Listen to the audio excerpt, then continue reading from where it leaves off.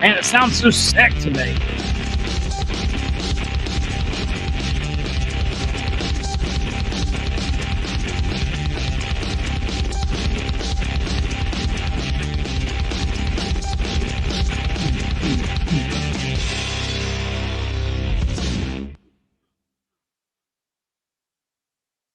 All right. Hello there, ladies and gentlemen.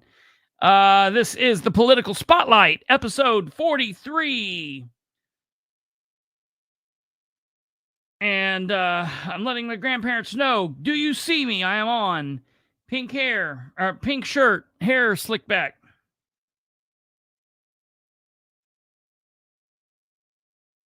Let me make sure. I don't know. Isn't the hair slicked back usually a sign that you need a haircut again? Yeah, basically. Okay. It's too long. Yeah. Like really, really, really long. If I take it off, it's, yeah, I've needed a haircut for like 2 weeks. All right, ladies and gentlemen, welcome. I hope you're doing well. Long meeting. A long meeting. There was like nothing on the agenda too, man. There was like literally nothing on the agenda. This meeting was supposed to take like 20 minutes. It was a really, really weird meeting. Tonight was a really weird meeting. We are clearly close to the election. It is apparent. I predicted back last year at this time that we would see crazy infighting, hellacious catfights, and craziness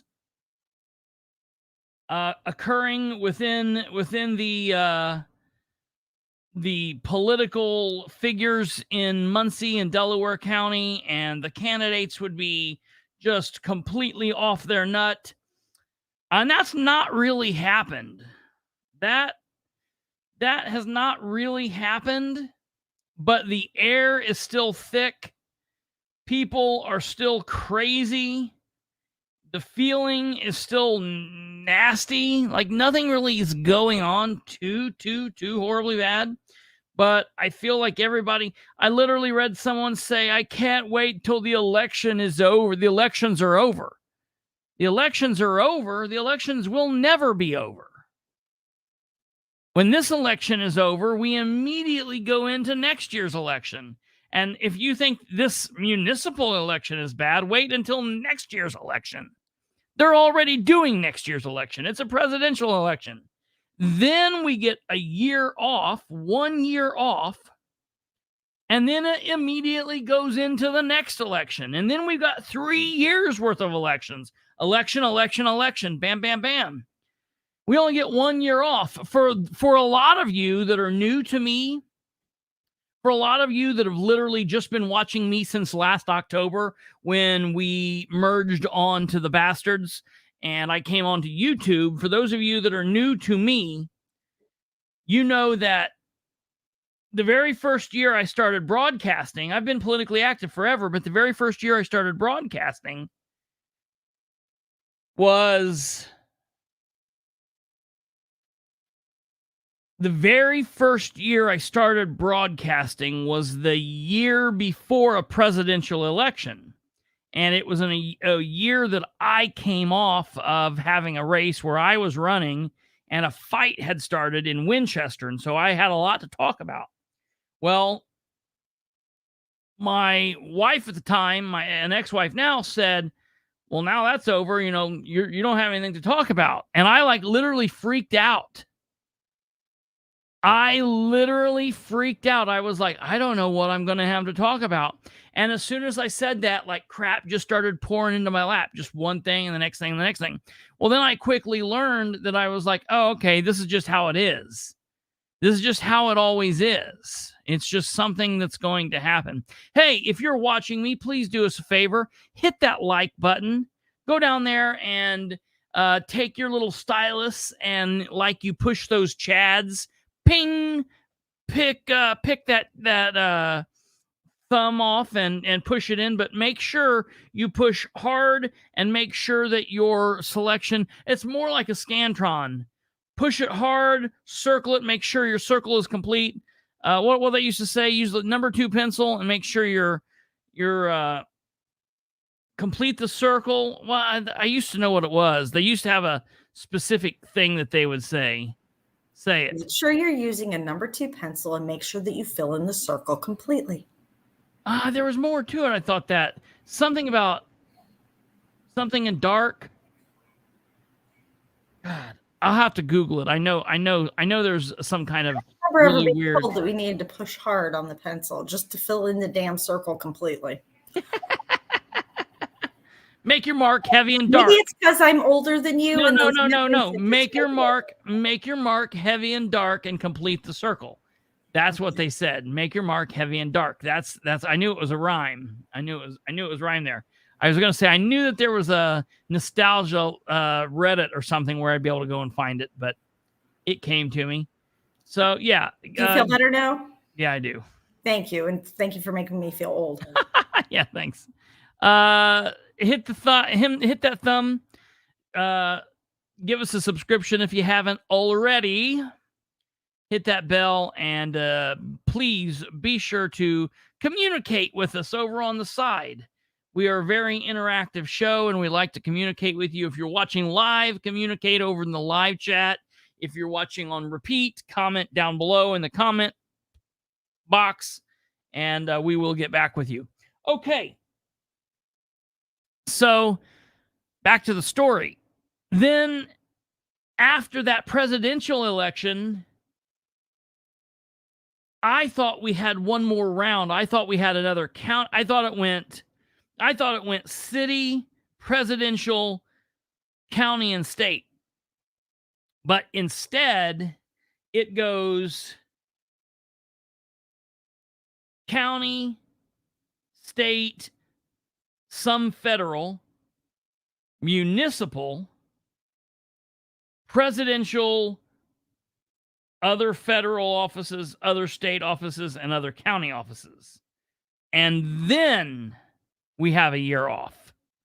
Well, when we had that year off, I literally thought, what am I going to do? What am I going to talk about for an entire year with nothing going on? How stupid was I? So now we just have to talk about all the time. So it is what it is. Hey, voters registration is quickly coming to an end. If you have not registered yet, please do so. You can register in person in the clerk's office. You can register probably in any of your local clerk's offices, your county clerk's office, your local town clerk's office. You can register at the post office. You can register at the BMV. If you do, those maybe take a couple days. So we're to the point now where I wouldn't mess around with that. If you're going to register, you need to register at your county clerk's office, or you need to register online. When you register online, you go to www.indianavoters.com. That's INDIANAVOTERS.com. It takes like 5 minutes. You need to know your name, your address, your date of birth, your social security number, your driver's license number. It's on your driver's license card. It's really easy. Joey says he registered online. It's instant. You can check your registration If you've registered back in 1984 and you voted every year since, don't worry about it. If you've registered 2 years ago and you haven't voted since, you might want to check it. If you voted and you've gotten married and changed your name, or if you've gotten divorced, or if you've gotten adopted, if you're Eileen Warnos-like and you're adopted even as an adult at the age of like 42, you know, someone said, why do you always put if you're married or divorced in there? And I'm like, well, because there's no real other way that your name changes as an adult, or, you know, why else would your name be changing? You know, if you're running from a criminal past, please understand, if you are a felon, you can vote. If you have a felony and you're out walking around, you can vote. If you're in the process of committing a felony, you can vote. Don't commit a felony, but, you know, to each their own. Do what you want. Just understand you got to pay the consequences for it. The only time you cannot vote is if you are actively in prison. You can vote if you're a felon. So many people believe that's not true. You can vote if you're a felon.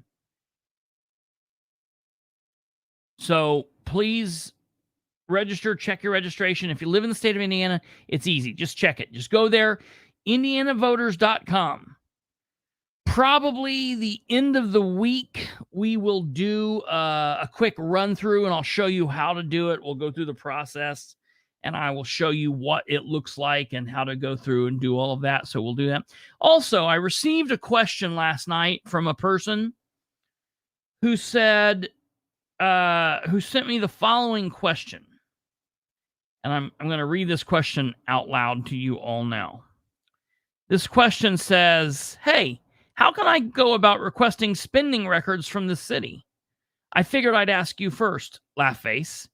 I figured I would just, if you didn't answer, I could just give a FOIA request to the county clerk's office, but I wanted to ask around before going. And I said, oh, no. I said, wait, is it for the city of Muncie? What are you trying to get? The person said, yes, whatever I can. I'd like to familiarize myself with the city's spending habits. I said, okay, lovely. I mean, depending on from what department you might be looking at, there's an easier way to do it. The reason I ask you is this. The majority of what you're looking for is already online. You don't have to ask anybody for it. This person says, oh, my apologies. Just the city budget information. I said, oh, yes, okay, so this is going to be easy. First, the full current 2023 city budget is online. The City of Muncie Controller's Office, or what's the other website? Okay. Gateway. So I gave those two websites and I showed how to do it. I said, next, the weekly and monthly expenses for everything is listed there. This is where I do 95% of my research. It's also on the city's website, and I gave that link. I said, now, if you have questions about individual things that you're seeing there, like why something is spent, when was it approved for purchase, who approved it, was it the council, the Board of Works, Muncie Redevelopment Commission, the mayor by himself with his special slush fund, the edit funds, then you can file a records request through the city. So it's like this, FOIA requests, which a lot of people say, and it's my mission in life to try to stop people from saying FOIA. FOIA is federal government. It's a federal term. It's when you're looking for shit that's federal government. You'd file FOIA. Freedom of Information Act request. However, for anything at the state level or anything at the governor's office per se, anything at the Indiana General Assembly, state budget, so on, or for anything at the county level, the township level, the town level, the city level, you don't file FOIA. You would file what's called an APRA request, Access to Public Records Act. And so for anything at the county or the city, you would normally file, or for anything at the county, you would normally file through the county clerk's office or for the office that would hold the records you're looking for. As far as the city, if you want anything locally here in Muncie, you would file it with the city. that APR request would go to the Human Resources Department. I know it seems a little crazy. You'd think, well, it should go to the city clerk, but there's a reason it's different. The HR director is kind of like the third in line behind the mayor and the deputy mayor, if there is a deputy mayor. So for whatever reason, it goes there. You can file them in person on the second floor at City Hall, or you can email them. Now, when you email the request in, you have to do it a very kind of specific way. Make sure you're covered. You need to email any and every request to the following email addresses, and I sent the email addresses. And I got to thinking, maybe I need to just do a video on that. Maybe kind of go through and do a static video showing this is the thing. This is where you can find my template. If you want to use it, I'll upload a template there and you can find it and whatever. I could put that in the community section. So I might be doing that here in the next couple days. And we'll do all of that. But we kind of got way off topic. I really have been waiting on Audie to see if Audie was going to get home. I want to say I apologize. I apologize for what was going on tonight with the Muncie's live feed. I don't know what was actually happening. I had like 45% of my phone battery left when I went to City Hall at 6:45. And so I was not on YouTube or the Duck. I had Kate. Kate went live and pushed it. And then Kate's head hurt, so she kind of stepped away. And like 5 minutes into the meeting, I'm like looking down. My phone is on on like the armrest in front of me, and I see that the mayor is just talking. The mayor's head is just on my phone talking. And I'm like, what is that? That's weird. Why is he there? Well, I had been watching the city council meeting with the volume down, and when the video ended, it popped up the next video. Oh, and that's something else I got to fix. JD is not the state representative in Muncie. JD is a state representative on the eastern side of Delaware County. So there's portions of Delaware County that has to deal with JD stupidity. It's a whole other elected state representative in Muncie who is to blame for the intermittent, crappy internet service. So while I very much love blaming JD, I like to blame JD where he's at fault in his district. I don't want any JD anywhere closer to me than where he already is. He's already too damn close to me how it is. I don't want him in Muncie. So he can stay over there in Randolph County and the eastern side of Delaware, and we'll happily take our pathetic idiots our way. You keep your pathetic idiots your way. Kate said, yeah. She just said, yeah, I like that down in the Duck. She was like, well, we'll happily take JD. I think I can file for the names on Dan Reiner's face block list. Christopher, all I need is a little screenshot of it. I think I can file. What do you mean? You can file for the names on Dan's Facebook block list.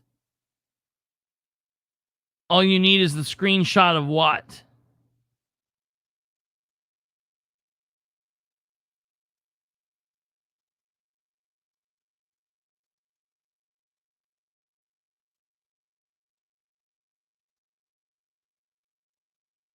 No, Joey, nobody is. Just Josh and Joan, basically. Can you see who he has blocked? That's interesting. I would say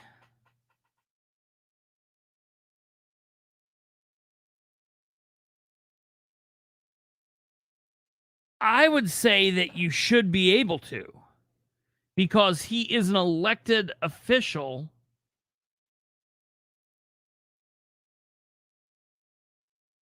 It would be worth a try to file and ask for that.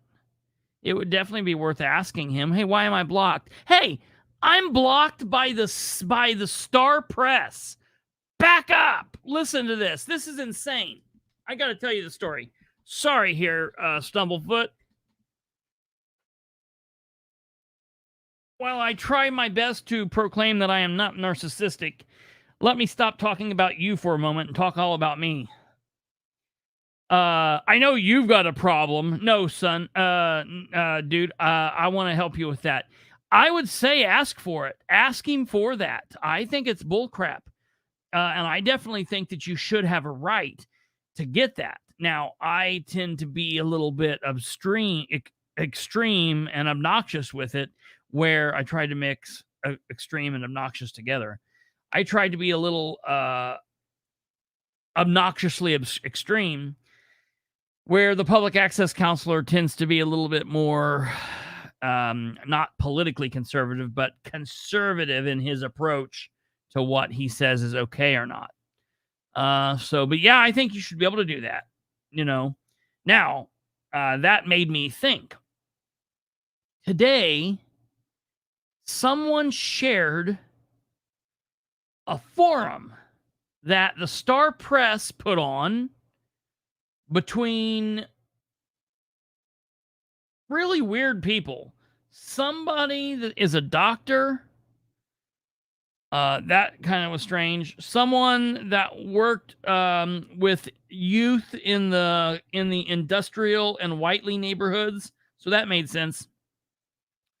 The elected prosecutor. So that made sense.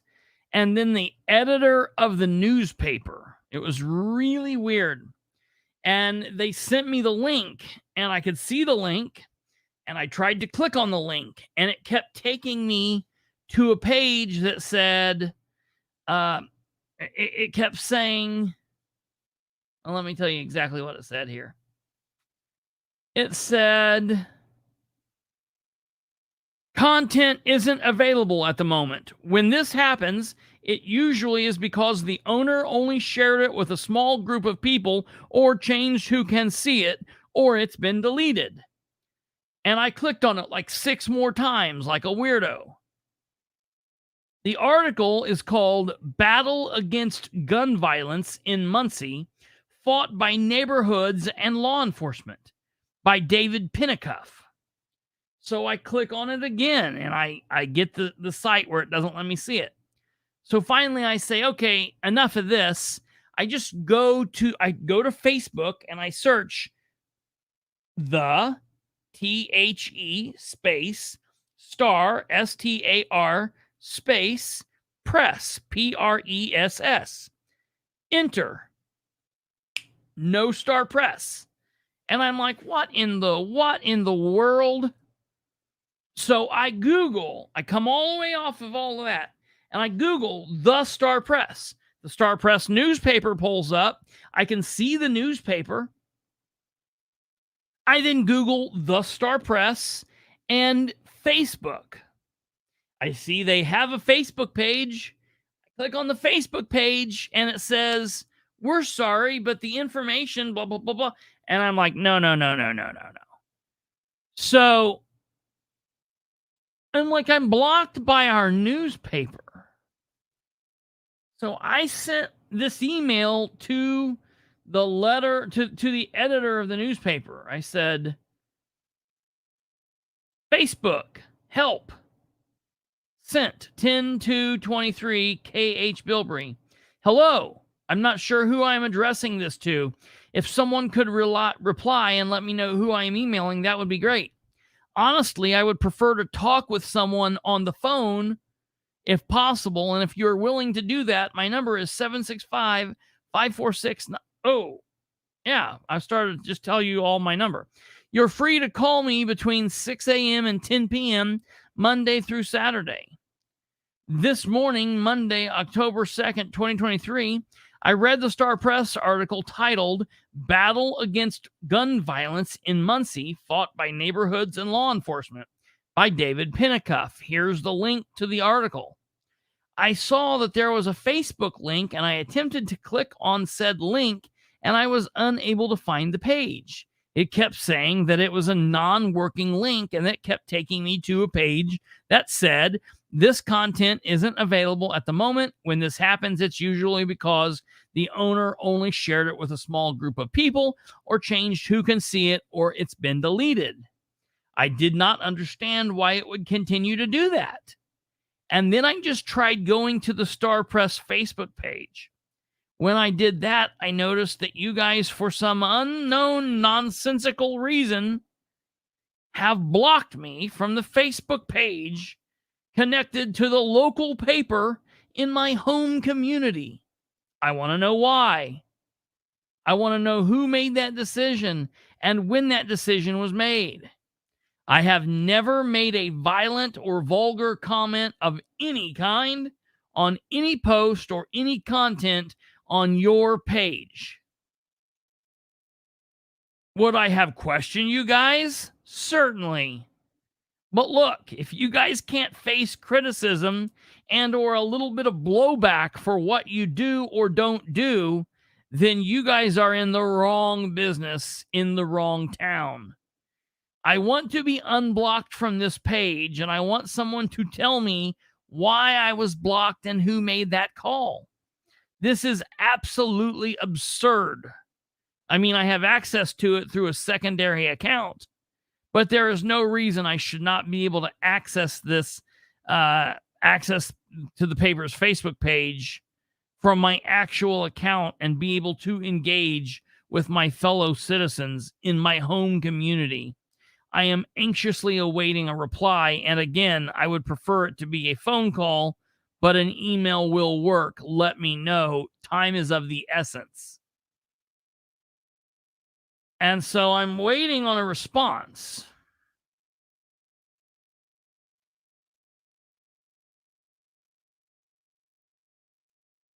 I'm also waiting on a whole plethora of record requests from the city of Muncie. I've requested the data that Brandon wanted, along with everything else. I requested the police department roster, and if someone is suspended or not suspended or terminated, and as much as they can tell me about that, and a few other things. So I'm waiting to get all of that. We'll see what's going on, but it's very strange. So, all right, ladies and gentlemen, without further ado, we're going to be talking about the Muncie City Council meeting tonight. It was a very short meeting as far as the agenda went, but it went very long. There was really, honestly, only a couple of things on the agenda. There was a public hearing, and for some unknown reason, the feed quit working. I don't understand why the feed would not work. They kept taking it live, and then they would kill it, then they would take it live, then they would kill it. So I don't know if you guys even got to see the entire meeting. We will go through that. I think Audie Barber has joined. Ordinance 2316. What are you talking about? You mean 1623?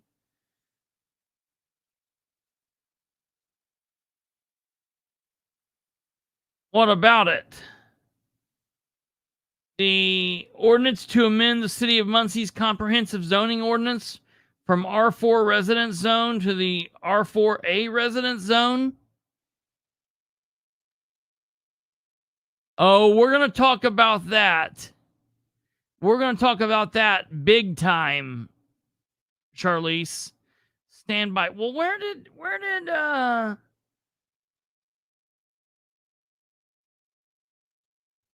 Audie just go? Oh, here comes Audie. Hey, Dickie, you want to call me when you get home, or what are you doing? I'm on my phone now. We're good. I just okay. Get the volume to work. We're good. What? We're good. So, okay. Well, here's Audie, everybody. Did you just leave? I just left. I had some conversation with Mertz. I had a conversation with Jason Chafin. What did Chafin say? Jason was pretty upset. He blew out of there pretty quick when they tabled it. What did he say? He said, well, they've tabled it, and we all know what happens when they table something. It all goes to die. So, and I told him, I said, the problem with the council is they're having issues with the mayor not letting them know what the hell's going on. It's that simple. Why was the mayor not there? Because the mayor may have thought that it was going to get turned down because, like I said in the meeting, That's not an excuse. He should have been there to fight for it. he should have been. He's not been at any of the last 6 or 8 months at the council meetings, so that's a problem. The mayor thinks he's God, thinks he can do what he wants, and don't have to answer to anybody. But he's going to have to answer to somebody if he wants this stuff to get done. The mayor has no projects that he has continued to complete. None of them. You got Southway Plaza, you got the Till Pond, you got the solar field. The list goes on. Here's the problem with the is it Sutton Schools? Yeah. The problem with Sutton Schools is it Sutton? You mean store Schools, okay? Not schools, estates, but yeah, go ahead. Here's the problem with that, and that's not going to get built either. And I'll tell you why, Chris. I found this out today. That was in a floodplain, okay? Yes. So they come out. If you go back to February's meeting, the mayor was talking at the economic development that was in a floodplain. They have since raised it up and, brought it up high enough to where it should be able to get it out of the floodplain. But the problem is they're dealing with the DNR and they're dealing with Homeland Security for the floodplain because it was in a floodplain. Now they've got to get it back out. And we all know that the real federal government, the federal government, I don't mean real government, yes, the federal government takes their time. I worked at Grissom Air Force Base a few years ago. Yeah. And we was working from when Obama was in office and Trump was in office at that time. And we were doing the work that Obama had put in 3 years before. So it takes the government a while. So if anybody thinks that those store estates are going to be up and running. Oh, no. It's going to be a long time. It's going to be another 3 or 4 years. And maybe that's the bargaining chip they use to sell that property to them people. Sure. To buy the other property. I don't know if that's got way to do with that or not. All right, wait, hold on. We're getting ahead of ourselves because that wasn't even talked about tonight. Let's back up here a second. Okay. So first of all, Charlize wanted to know who said. Charlize, I don't know. Maybe you know, maybe you don't know. Charlize, let me ask you this. Do you know who Jason Chafin is? Do you know who Jason Chafin is? Jason Chafin is a Muncie fireman. He's the union president. He's the bigger guy, kind of bald head. He was wearing a gray and white checked overshirt tonight. Okay. All right. So he was back and forth walking in front of me. So Charlize, you and Audie, you were sitting over there by Andrew. You and Andrew Dale were sitting on one side of the aisle. Audie Barber was sitting across the aisle from you. I was back over your left shoulder, back on the left-hand side, and Chafin kept sitting over there. Chafin was sitting over there to your left, and Chafin kept walking back and forth, and he was walking back and back, talking to the fireman that was back there. Right. I want to say this real quick. Well, first of all, I think we can pull this up here, and because I want people to be able to hear what was said, and I want people to be able to have an understanding of what was going on, because I agree with everything that everybody said tonight about the fire department. They need all the good stuff. Everything's great. They need when they need to be taken care of. They need to be safe. But we need to have an understanding of what's going on. You know, just because they need to be safe, we know they all need to be safe, does not mean they need an open checkbook. yeah, well, yeah, right. This Doesn't mean this Dan broker- needs an open checkbook. That this broker, this guy is just a broker. I spoke to him. He is just a broker. And what that means is he has not built 30 or 40 fire stations or whatever Aaron Clark said. He has been the broker for them. So I went out tonight and checked his office space. He's got his office in his house. He's a one-man crew. He has no employees, but he works alongside of Garmong and Hagerman and some of the other contractors. RFPQ. Yeah. And the thing about it is, they're just using him as a broker. RQAW. I mean, RQAW. Yeah. And he's just getting 20% off the top, basically. And he says, okay, I'm going to need you to build this. Here's what I got. And that's all he does. He turns it over to them. And when it's said and done, we don't need any more middlemen. That's right. That's what he is. He's a middleman. We just need someone who can build it, who we're talking to, who can build it. So what's his commission? Well, yeah, 20%. I would say 20%. So a 20% commission. So take 20% off the 18 million right off the top and deal with the builders directly. Yeah. 7.9. So you're looking at 14, 7 and 2 is 14, and then another 8. So you're about $1.6 million. Well, but then there wants to be that cushion stuff in there, right? So okay. So real quick here, let's do this. Because I don't know how many people got to see this or didn't see this. The council. So, is there anyone from the public wishing to speak on resolution 17-23 here's for the resolution public hearing? 1723. Just as a reminder, we will have a regular meeting after this, of which resolution 17-23 is on the agenda. That's what. Yeah, my name is Audie Barber. I got Andrew. a couple quick things. I think this bot ideal that the council passed in 2020 needs to be repealed. I think this needs to be put on the back burner for now for more discussion. I don't even think half of the councilmen have even received plans on this project. I just feel that we went down this rabbit hole once with the solar farm, same company. I just think we need to push back and make this mayor and his administrative accountable to let the people know what's going on with this. And if not the people, the council as a whole. I think I spoke with most of you guys and ladies. I think you guys need more information on something before you can vote on it. So I'll just keep it short and sweet for now and then bring more up during the actual resolution time. Thank you. I wish I would. Anyone else wishing to speak on resolution? What? I wish I knew they was going to table it that quick without Yeah. the public having input. Meeting starts at 7 p.m. Yep. Yeah.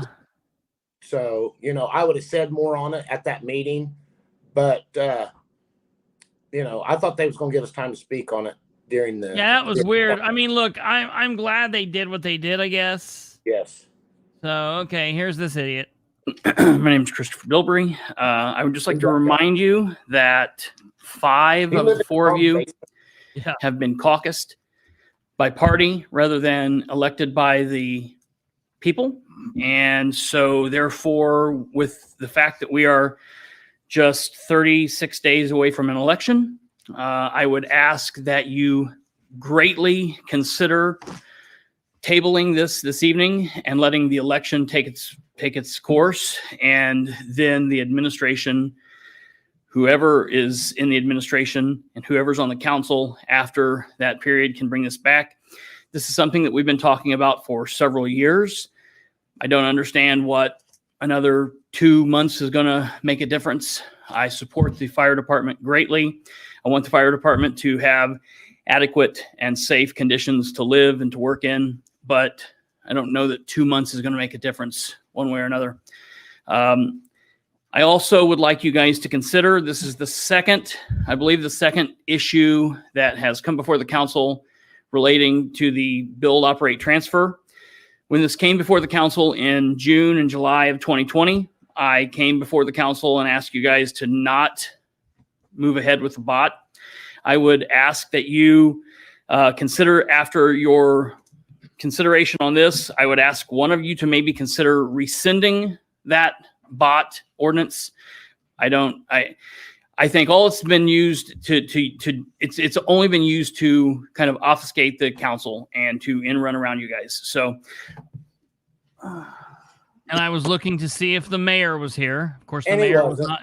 The mayor was not there. I don't see the administration here. So I think it's interesting that on the evening where we're asking. And in all fairness, I guess I was wrong in saying that. I mean, the temporary fire chief's there, the controller was there, the deputy mayor came in at some point. I mean, the man who with which the buck stops, the man of the stopped with him, the man with the plan, Dan, the man with the plan. So he was not there. He was not there when I was talking.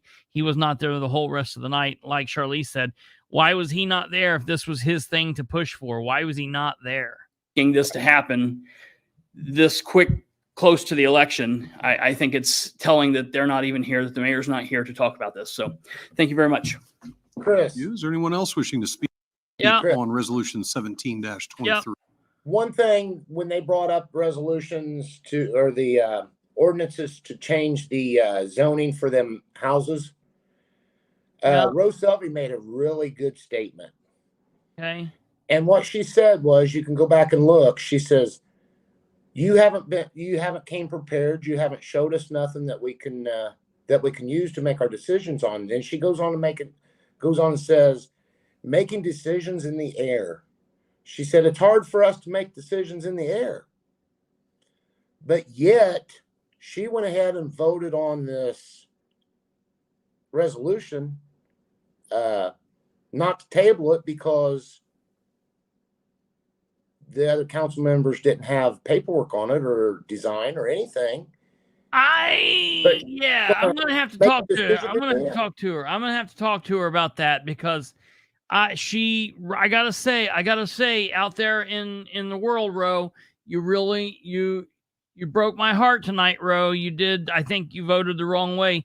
You let fear of the election and party politics color your vote, and That's you exactly voted the what she wrong did. way. Yep. That's exactly what she did. She wanted to try to get back in the good graces and have one little push, Didn't I tell you that the other day? Absolutely. Yeah. And I did not like that she did that, because you're exactly right. She made those statements and then immediately turns around, bing, bing, bing, a few minutes later, and votes for that, and throws a little bit of a hissy fit about the fact that it got tabled. Right. And Jason Chafin threw a big hissy fit too. That is so unprofessional. I don't understand. When I did that, I was a bad guy. I was a piece of shit, Mm-hmm. And that's when I first started. I would throw hissy fits like that. But I think I've got myself under control a little better now. I'm conducting myself more in a professional manner. I hope everybody sees that. And I try not to do that. And for him to do that. Yeah, that I didn't like her, whatever she did, and I didn't like whatever he did. I thought that was both really, really strange. And at the end of the comments at night, when they brought up public speak, and I started talking about Ask Me and stuff, and then when I turned the page to go to the ordinance about this and talk about this, and I said, I hope everybody's read the resolution before they ever vote on this. Yeah. And when they cut me off because they knew I was going to go in the spill about the firehouses. But since they tabled it, we're not allowed to do that. So one of my big questions would have been, and I hope the candidates that were sitting up there tonight that voted for or against this realized that the fire department gave them $500 endorsement, and they thought they were bought and paid for. So, Yeah. The big political guru that Chafin thought he was kind of backfired on him a little bit tonight. Yoko, you don't think the candidates that voted this down? First of all, I want to back up. This was not voted down. This was not voted down. It was just tabled. It was just tabled. It was just tabled. Listen. Greg Martz wearing the same pants, same belt, same shoes, same shirt as he was back when. I love a brother that wears the same clothes day in and day out. Like he's, I about wanted to vote for him just because of that. But he got up there looking all spick and span real quick and trying to jam a really big presentation through the council, and half of the presentation didn't even work the proper way. And he wanted to get up there and go bing, bing, bing, bing, bing, and rip off a bunch of numbers and talk about a bunch of pictures and show a really nice drawing and talk about, it's going to be, you guys are going to be a part of the process, and this is the long process, and there's still all of this other process and this and that, and we're going to be on the phone tomorrow morning. And he started throwing a bunch of numbers at them and a bunch of information and wanted them to vote tonight on it. But he put the numbers on the board and said, don't worry about them numbers. Yeah, those numbers aren't nothing. Don't worry about those. That ain't nothing. Them numbers mean everything. But go ahead and vote on it. Go ahead and vote on it. Into a $7.9 million project for one fire station. Yeah, right.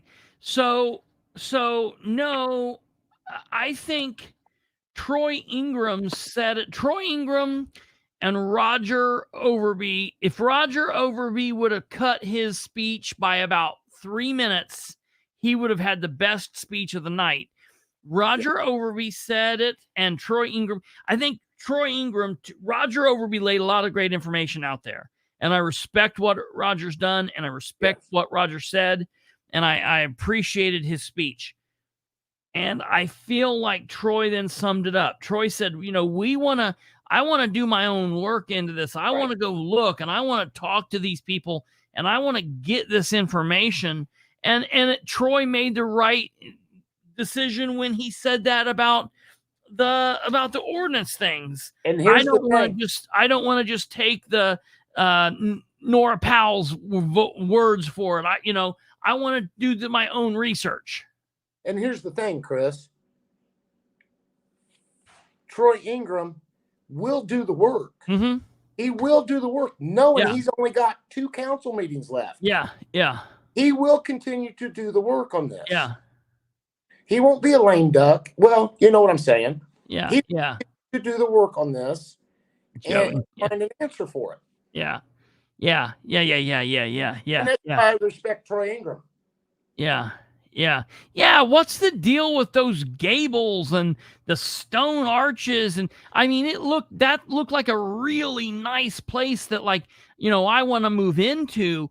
This is a city public building. Right. I've seen some pictures of the Mount Comfort, McCordsville Fire Department. Yeah. And it looks like a firehouse. They spent $6.7 million on it. It's 12,000 square feet. $6.7 million. And this one out here that they're wanting to build is 11,000 square feet. And they want $7.9 million. Yeah. So that's what happens when you go through a broker to broker the deals, because you're going to raise it. Guess what that figures out to be? $1.3 million. Yeah. $1.3 million difference. And the building in Muncie, the firehouse in Muncie, is going to be 1,000 square feet smaller. Yeah.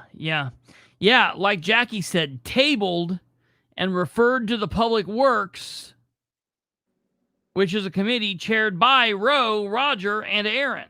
Right. And I don't know what Roe then got into a little weirdness after that. And I like that Jeff said, do you want me to replace you? Yeah. I don't know what that was. I'm going to have to talk to her about that. Maybe I'm missing something in translation or something, but I thought that Roe did herself a disservice tonight, in my opinion. Well, that building's got 3 bays on it. Yeah. They can get by with 2 bays. It's got 8 living compartments. And there may be 4 or 5 firemen in that station at any given time. Yeah. So too much living space They can cut it down. They can cut that down. Yes, Cut Annie. the bay down one bay, cut the living quarters down to 5 people, and then turn around and do away with the broker and allow Garmong or somebody that does this stuff that has multi-million-dollar company, multi-million-dollar offices and stuff. Let them come in and do it for $3.5 to $4 million. Yeah. Yeah. Granted, the bay over there at the McCordsville Fire Department is it only has 2 bays on it, okay? But the living quarters is quite a bit different. Right.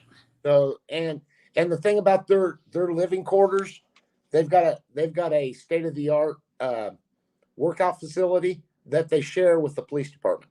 Oh, yeah, right. So, you know, Annie, right there, I wrote it.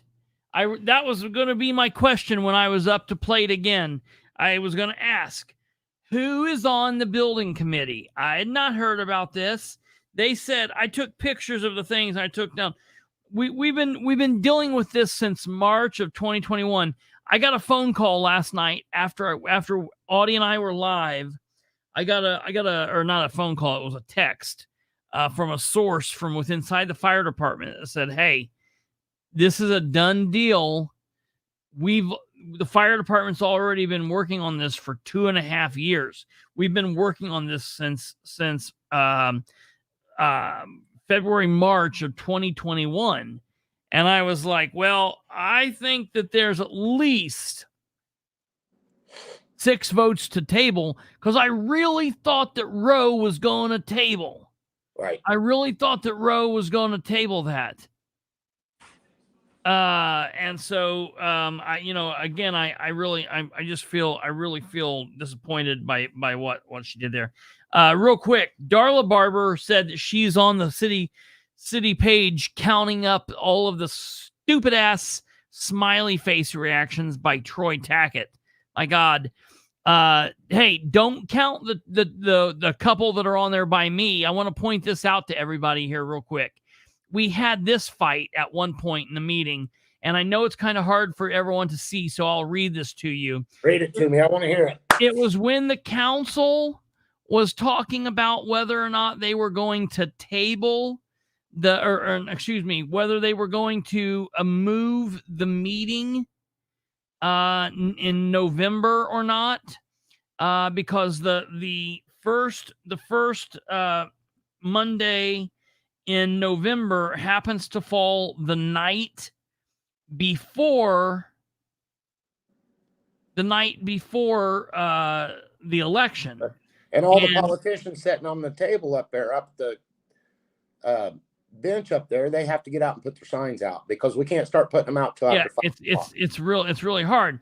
Well, so they tabled it, and they were going back, and they were talking about that, and they said, like, Jeff Robinson said, historically we have moved this, when it's a city municipal election. Right. And of course, one of the head cheerleader fanatics came to the bat, Shireen Wagley, and said, no, historically the meetings are the night before the election. No, always. No. To which I said, no, ... And she smiley faced reacted it.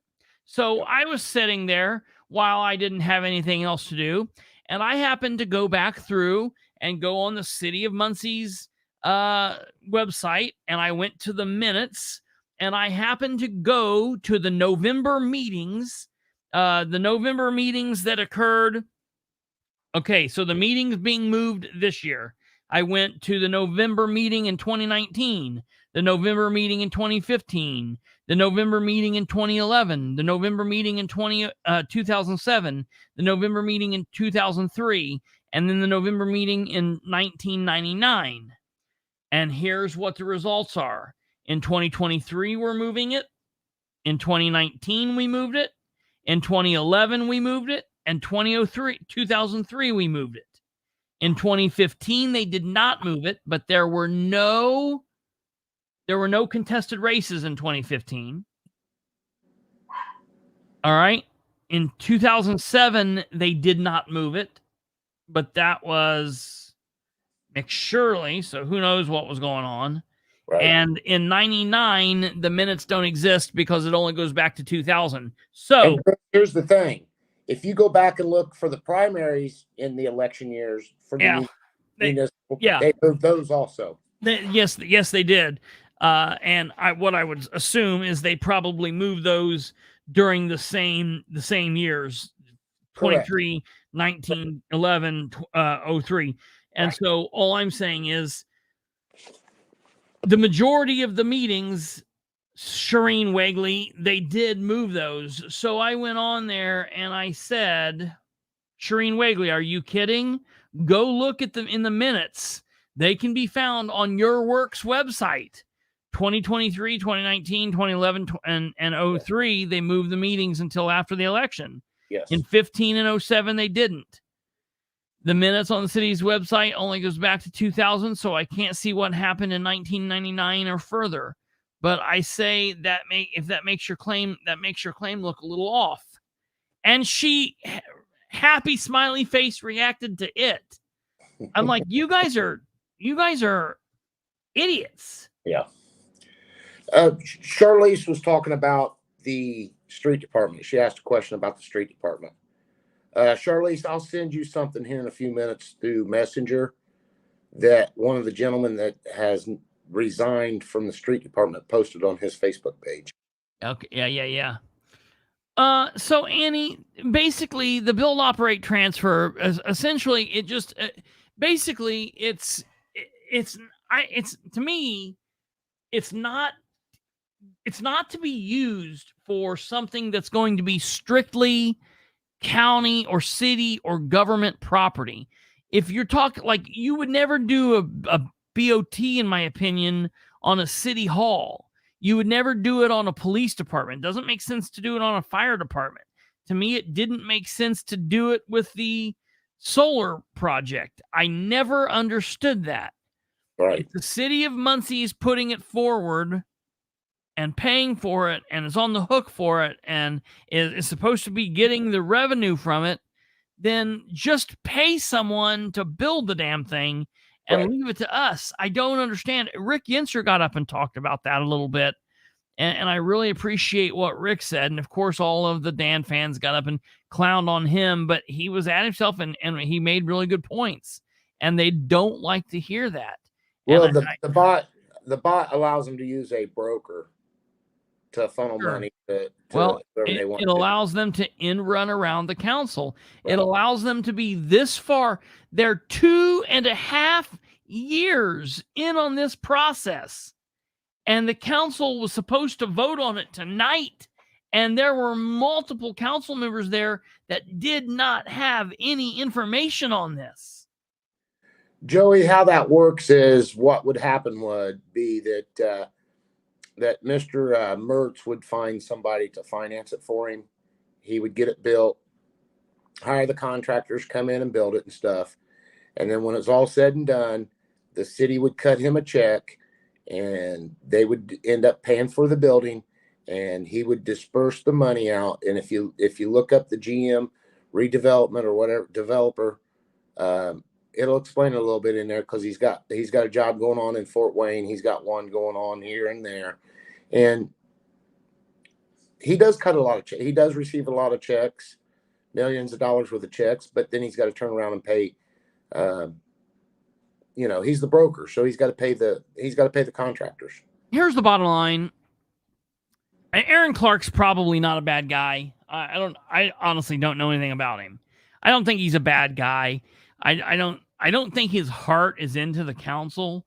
I think he wants to help benefit Ridenour. I don't think he cares about being a counselor one way or another. Right. I don't think that Greg Martz is probably a bad guy. No. And Martz told me tonight that he had no problem guaranteeing union help on that job. All right, that's fine. I don't. To me, that we're arguing stuff that doesn't matter. I don't care. The bottom line is, it should not be going right now. This council should not be deciding on it right yet. Right. That's what it boils down to. That's the bottom line. Now, if they'd have brought it up a year ago, it would have been passed. Yeah. Had the mayor been more transparent with them, it would have passed a year ago. But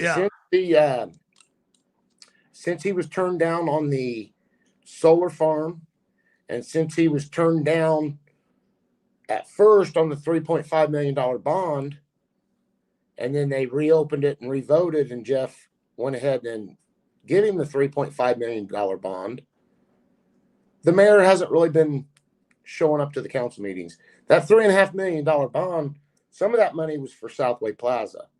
And I was told yesterday that the mayor has all but given up on the Southway Plaza, folks. Yeah. So if you live on the south side of Muncie and you're expecting something at the Southway Plaza, don't hold your breath, because it's not going to happen. It's not the HVAC system. He has given up because he was told stuff, and he's told stuff, and it's all turned out to be lies.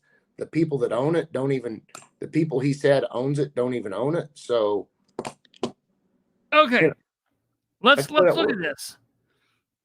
Out of a 9-person council, there are guaranteed, out of a 9-person council, guaranteed there will be 2 people. Oh, no, that's not guaranteed. Wait a minute. I don't know what I'm saying. No. Yeah. On a 9-person council, guaranteed, there will be 1, 2, 3 new people. That's guaranteed. a third. That is a third of the council. Yeah, District 2 will be new no matter what happens. Yes. Whether it's She Who Shall Not Be Named or Talby, it'll be a new person. District 6 will be a new person, no matter if it's Temple or Mason. It'll be a new person, and Troy's at-large spot will be a new person, no matter what the deal is. So there are 3 people guaranteed.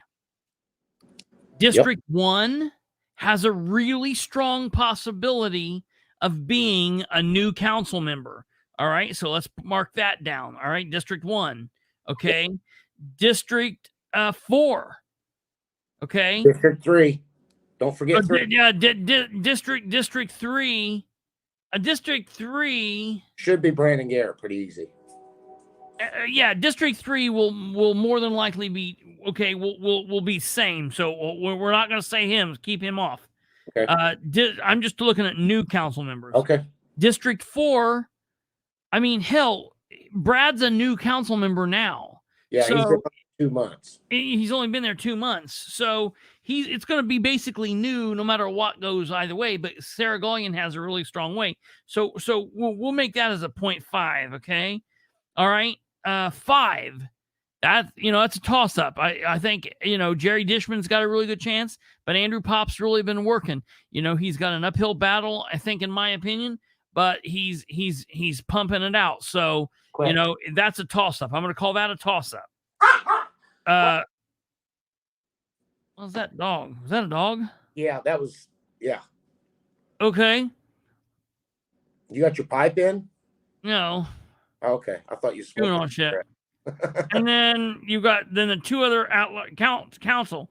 So 1, 2, 3. 3 people might be the same, or there's could be new. It's a shakeup, but the majority of the council is going to be new. 37 days. 37 days. Nobody wants any firemen to have cancer. Nobody wants any firemen to not be taken care of. I agree with Rose Selvey, being very emotional about the state of that firehouse and all firehouses and, police and fire and everybody in between. You know what I mean? Everybody should get taken care of. I feel like it's stupid to push this through.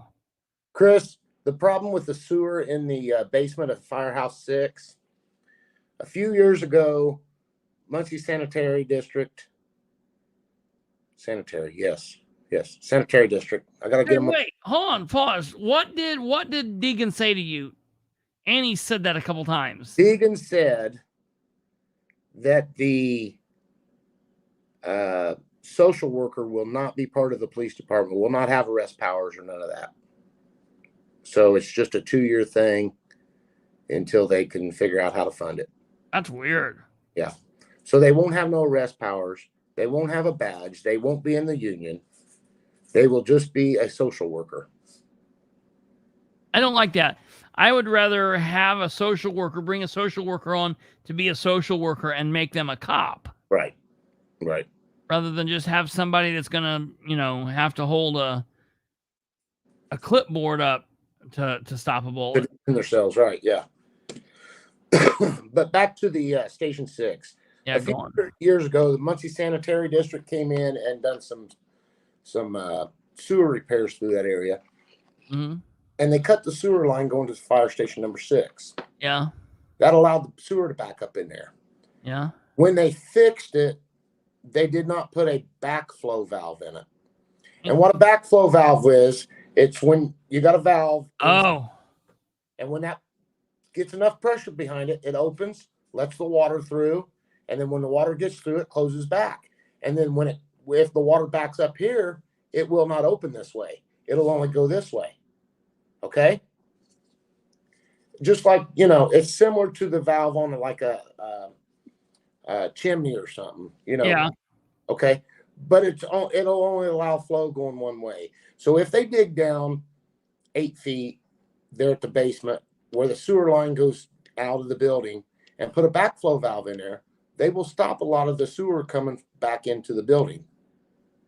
That will stop a lot of the sewage backing up into the building or the water coming into the building. So that's number one. Put a backflow valve in there. Spend $2,500 or $10,000. Put a backflow valve in there because you're going to have somebody come out. They're going to have to dig it up. Put a backflow valve, or hell, the sanitary district can do that. Just put a backflow valve in there. That takes care of that problem. Yeah. Yeah. Yes. Hey, if my sewer is backing up in my basement, I'm not going to tear my damn house down and build a new house just because I got sewer backing up in my basement. I'll put a backflow valve in. If I got moisture in my house and it's molded, I'll get rid of all the shit that's laying around that's not needed in them fire stations. Get rid of that shit. Go in there and fix the moisture problem. Epoxy the floors. Paint the walls to where they can't get water moisture to come into them, and take care of the moisture problem. You get the moisture problem taken care of, then you can go in and remodel the fire stations and not have that problem. I was told tonight the reason the urinal at number 5 fire station has not been fixed is because they have asbestos in the wall, asbestos around the pipes. So they can't go in there and disturb that. And they don't have the capability of sleeping them firemen at another place for 2 or 3 nights for them to come in and take the asbestos out of there. So that's where that falls on them. Yeah. I want to read this. Asbestos is some nasty shit. Oh yeah, that's no good. And them firemen have SCBAs and everything, but they're not qualified plumbers. Most of them aren't. So. Okay, so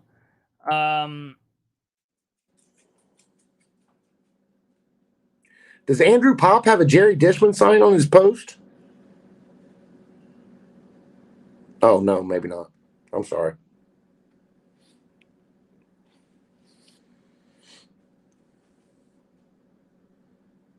Where's my volume? Can you hold on? Okay. I just didn't want people to think we was froze.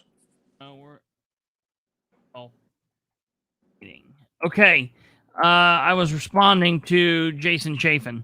All right. So Jason Chafin has a big, long post on the Muncie Fire Department's local 1348. Yes, he did. He was going to post that. What? He did tell me he was going to post his statement. It's stupid because what he says is not right. So he says, a resolution to move forward with one step in progress in the process.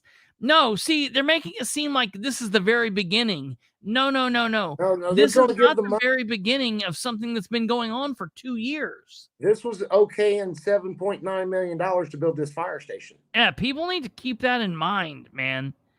They was going to spend $7.9 million tonight. So this says a resolution to move forward with one step in a process of building a new fire station, number 6, on MLK Boulevard tonight was tabled by the city council prior to myself getting to speak on it. Even though it was obvious that I was getting ready to speak, and as was many others.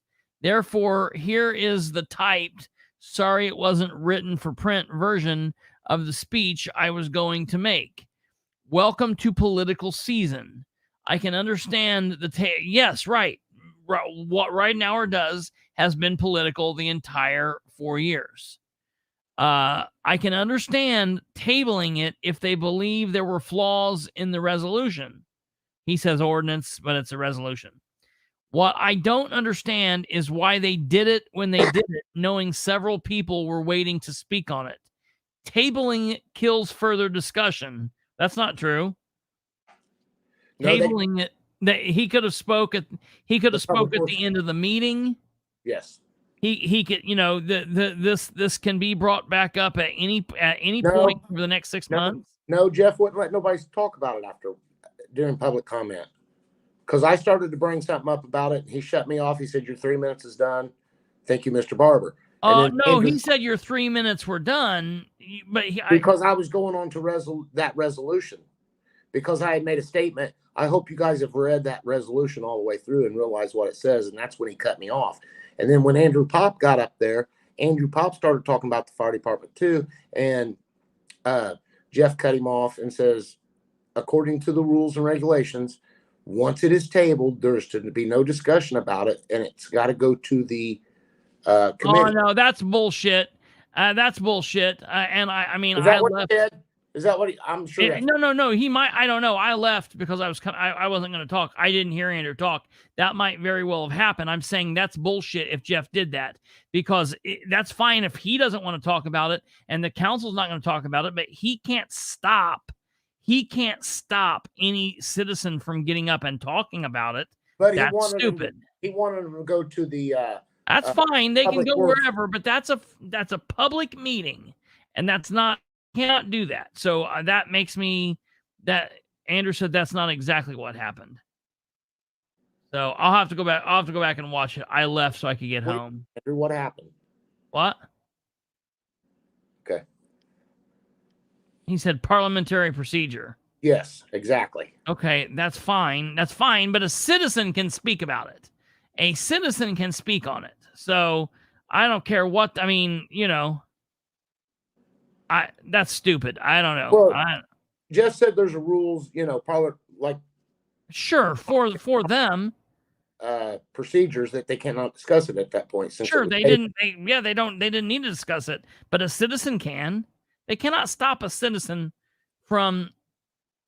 Get me on a night I don't have to rush home to do a thing, and I guarantee you he wouldn't have stopped me. I promise. That's stupid. That's nonsense. Well, I can understand them not speaking. Policy then. And I can understand them cutting you off at 3 minutes, I guess. They've never done that before, but that's nonsense. Anyways, all right, I'm going to go on here with Chafin's thing. Speech, 30, 40 years of neglect, many administrators and administrations. That's what your firefighters are currently dealing with. What we have here tonight is 3 years worth of planning. See, Chafin? 3 years worth of planning. So this is not the beginning. You're jumping these people in at the very tail end of it. 3 years worth of planning to give you an option to begin solving this. Most of my colleagues don't believe it will happen because we've been close before only to see it slip away. This is an ongoing process. They are working to do this to this day on Station 5, part of this plan that still isn't ready. I wasn't on the committee, but I do live 1/3 of my life in these stations, so I definitely have earned an opinion. I would be a fool to argue the timeliness of this is anything other than from ideal considering the upcoming election. That is without question. I do, however, want to reiterate that the committee was formed with 4 firefighters that were part of the decision-making process. It was this committee that voted for receiving the build, operate, transfer, voted after receiving all of the build, operate, transfer proposals on the particular company being proposed. There are others here to talk about the bot process, and you all, as the financial arm of the city, get to decide on the wisdom of that funding format when the time comes to discuss funding. I do believe there was a reason the committee chose GM Holdings, just as other cities have done. It's because the company has a reputation for getting the job done, and they have built some really quality fire stations. We have heard how knowledgeable they are. They are also committed to using local union labor for this project. I also want to reiterate that this is just the resolution on the bot company selection. Like they said, step 1. Well, it's like step 101. Financial ordinance for this project would assumingly come in November and December or later. So even if you have not gotten much information before tonight, Overby Dishman stated concerns, you still have plenty of time. Yeah, but if you vote, it's voted. Been spent. Yeah. If you don't like the funding or the project, then you will have plenty of time to study it further and vote accordingly. I would think nobody, and certainly not myself, would discount that process and the conclusions you ended up reaching at the end of it. I myself have funding questions as well. Okay, that's interesting. And at least that final vote will be after the election, so all of those political ramifications and potential campaign plan conflicts will be settled at that point. So tabling this resolution is kind of pointless, in my opinion, unless you basically want to kill plan here today without any further discussion or homework being done. I would ask that you vote today to move forward with it and say no to the funding in December if you're so inclined based on your homework. In the meantime, we will keep our sump pump at the ready in our basement, living room kitchen at Station 6, which we all can remember was closed down for almost a year and will assuredly happen again. We also know that the railroad situation when it comes to Morningside and Whiteley neighborhoods, when that occurs. Station 6 isn't a station. It's an old house with several poor add-ons and rotten exterior. People even have trouble finding it. The Muncie Fire Department and its stations are a microcosm of the quality of place of community. Nice fire stations not only will help attract employees and keep them, they can also be a point of community pride, a reflection of where we are and where we want to be as a community. A wise man once said, when it comes to new development, we start here with ourselves and our existing needs instead of focusing on the outside. And I happen to kind of agree. In the meantime, we firefighters will continue removing human feces with mops and shovels to keep the water from moving in the toilets and sinks. We will keep putting our gear on the walls and breathing in it since we don't have separate rooms for it. We will keep wearing dirty gear since we don't have gear washers in all of the stations. We will keep scrubbing the mold off the walls. We will keep shining the pigs each and every Shining the pigs. We will keep shining the pigs each and every day. What are they doing with the police? I don't get it. No, the pig. They call the fire stations the pig because they're just polishing a pig. I know. Lipstick on a pig. We will keep hoping we don't walk in on our female employees showering. I like they're really concerned about that. We will keep getting jarred awake with antiquated alarm system that takes years off of our lives. I have the peer-reviewed sleep studies that support this hypothesis. We will keep breathing exhaust. We will keep dying early because in the end of the day, we love our jobs and we love our community. In the end, though, I'm very thankful for those that have stated they support the Muncie Fire Department that I love so much. Well, look, good. That's good. Every single person has stated they support the fire department. 100%. That's good. I really like that. Yep.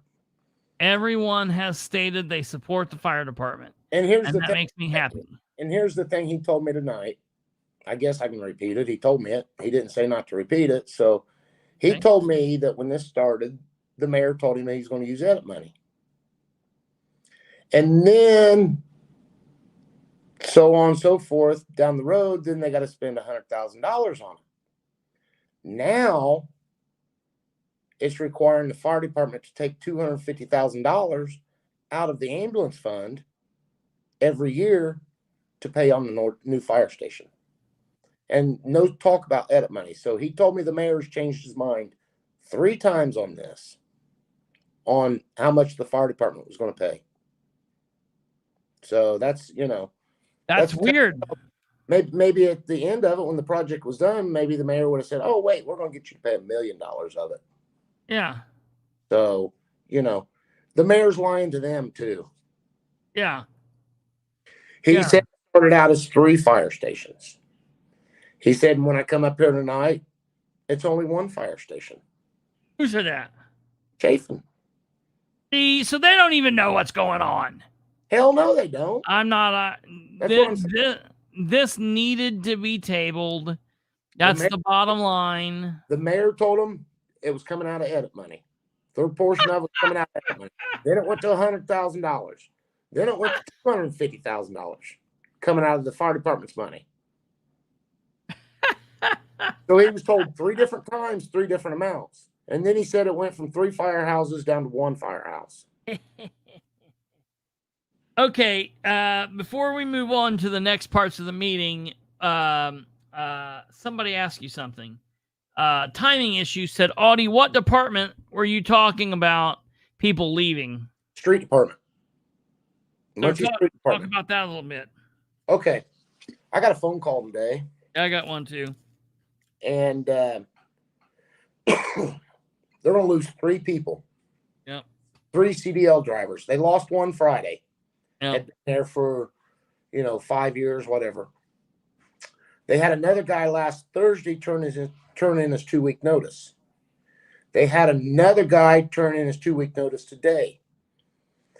And the reason they turned their 2-week notice in, and I ran through this real quick because I only knew I had 3 minutes, because of management, lack of pay, and contract talks. Okay? That's the reason these people are quitting. Lack of pay, lack of management.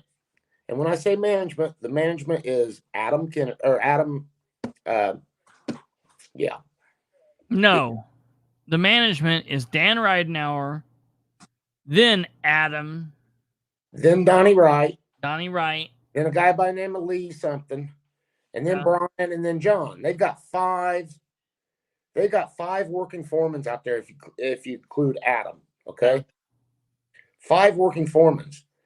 They have 2 secretaries, and once these other 2 people quit in the next 2 weeks, they're going to have 9 employees. So they got 11 employees, and they've got 5 working foremans that are bossing these 11 employees around. That's 2.15 for every employee. For every, yeah. That's insane. They only have to manage 2.15. That is nuts. That, you know what that is? That's like Texas Roadhouse, where everybody's a manager. And here's the thing: out of them 5 people, all 5 of them get take-home vehicles. So we're paying insurance. They've all got Dan's face on the side. I don't know. They may have. We're paying insurance, gas, payments on the vehicles. And then part of the time you can catch a couple of them out by Selma dropping their kids off at. Does Ashley Wright still have a take-home car? Do I? I don't think she still works there anymore. Does Ashley Wright still have a take-home car? I don't know. Don does. But you can go out to Selma Elementary School on most school days. Yeah. And see a Muncie sanitation or Muncie street department vehicle out there. Yeah. Are they paving the roads out there? No. No. Well, they're not paving the roads here either. You know why? Because they got 3 people on the paving crew now. No, listen. I saw it. You're full of shit. I saw Dan said he hired the first I'm not in-house full of paving shit, crew. Chris. These 3 gentlemen that has quit this street department are overpaid, or I'm sorry, overworked and underpaid, Yeah, and they're tired of the bullshit. yeah. So they're If- getting out. And If only there was someone that was watching right now who could text Audie on his phone or text me on my phone the combined total of years that of those 3 people's service. Like those 3 guys, one of them's 5 years, how long? 12 years, and one of them's 20-some years. What? One of them's 5 years, one of them's 12 years, and one of them's 20-some years. All right. So I mean that's a massive loss. Hell yeah, it is. Chris, I've worked on paving crews before. Uh-huh. It takes a hell of a lot more than 6 guys to run the equipment, let alone the paving machine. Yeah. You know, it's an 8 to 12 man crew that do it every day.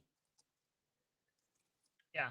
To do those roads, and they've got 6 men trying to do it. Yeah. They're breaking these guys down. They're killing these guys. Yeah, they're killing them. Absolutely. And then the patch crew, you may have 1 or 2 people doing patches now, doing potholes, because they don't have enough personnel right now to do them. That is horrible. That's horrible. That's the reason I went ahead and patched my own holes in my own road. Right. Put the driveway in. Right. I took the asphalt that they were putting in my driveway, and I was patching the road out there. No patch crew. Yeah. To answer Jackie's question here, prior to the council meeting, she was under the impression that this BOT plan was for 2 fire stations, McCullough and Tillerton. And that's what they've literally, that's the problem with this. When this was released in the paper back 2 months ago, they were talking about both of them, and they were talking about them being $18 million and yada, yada, yada. And then they were talking about, well, we'll just do one. So the problem is there's so much confusion here. There's so much left up in the air. Like Chafin said tonight, he thought there was talk of 3. Then there was talk of 2. Then they come to the meeting tonight and there's only talk of 1. So, you know, nobody knows truly what's going on except the people holding the laptop, I guess. Yep. GM. Stumblefoot. There's 6 or more just around the spreader. That is correct. You've got 1 working the left screw, 1 working the right screw.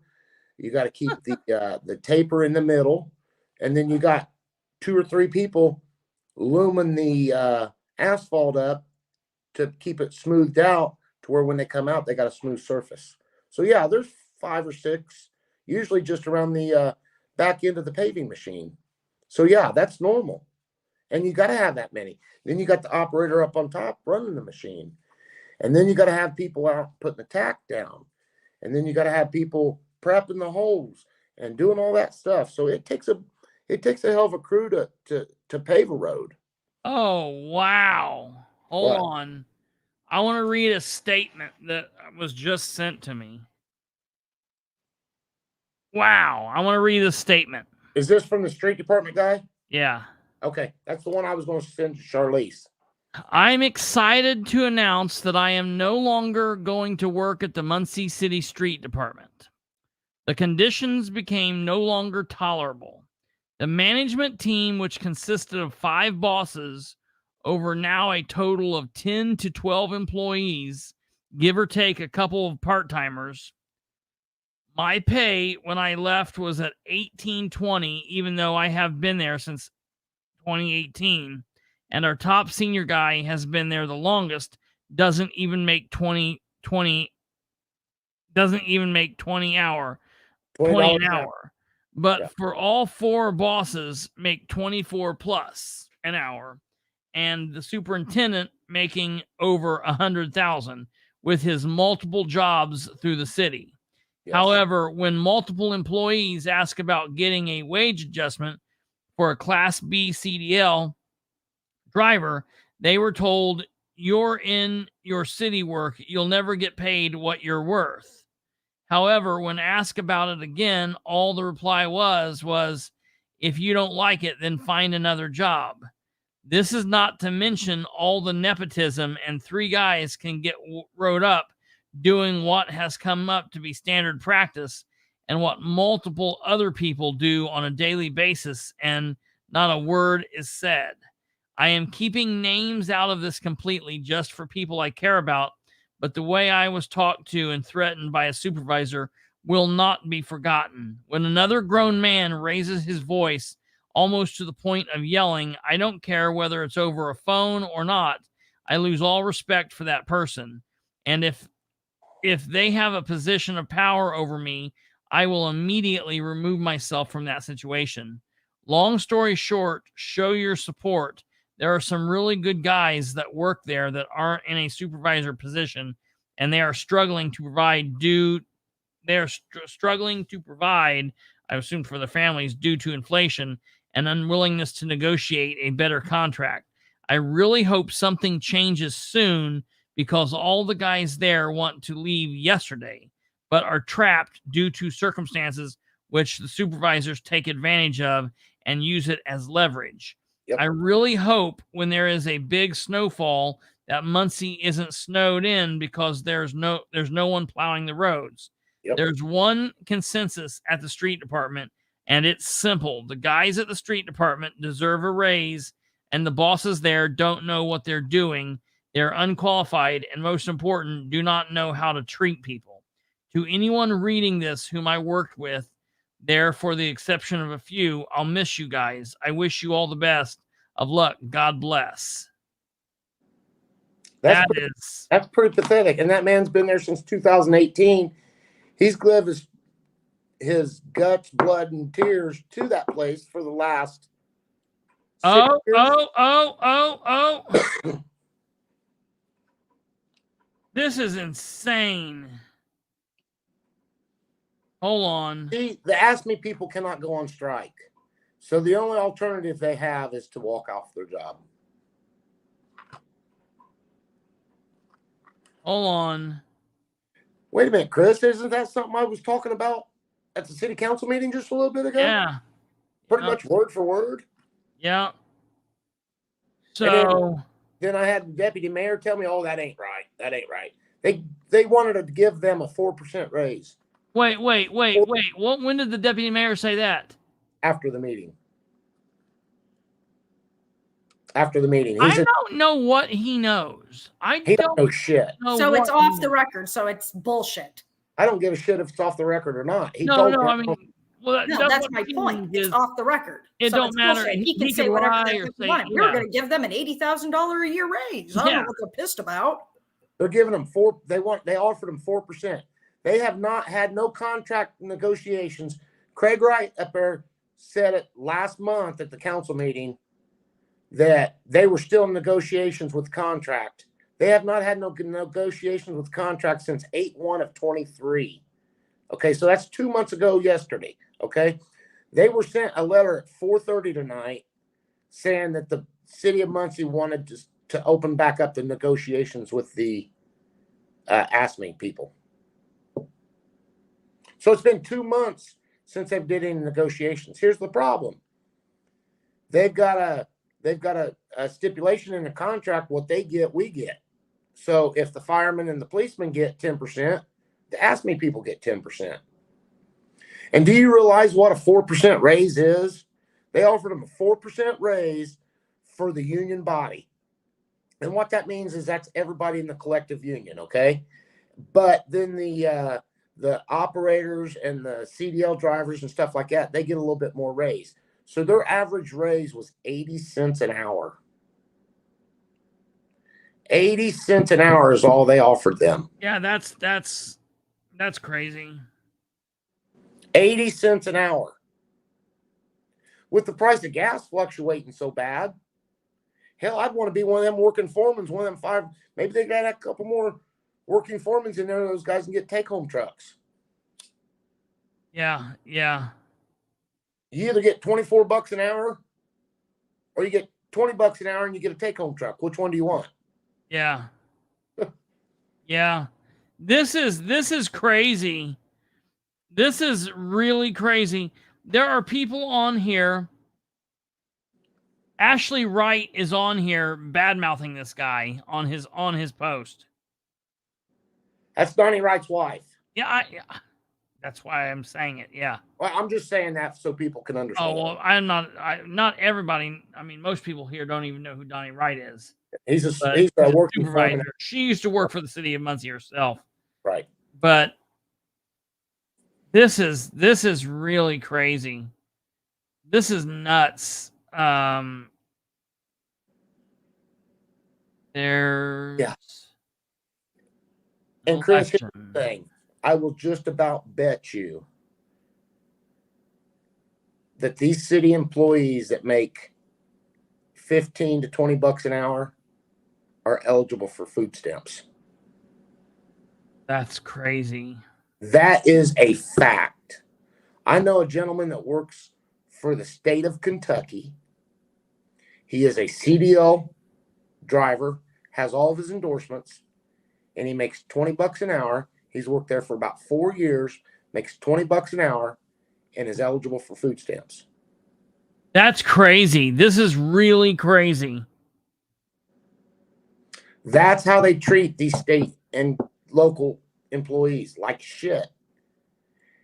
And he knows that he can go out with his CDL, his Class A CDL, and get a better job.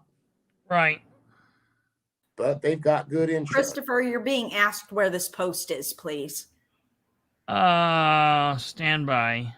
I mean, it was sent to me, so I'm sure the guy put it on his post, so I'm sure he'd be more than welcome to let you share it. Registered. I mean, it's a live Facebook Get post. registered. Go to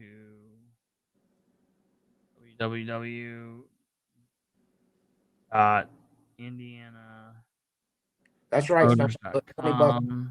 level, because I guarantee you those people, if they've got a family, a wife and a kid at home, they qualify for food stamps. Figure it up.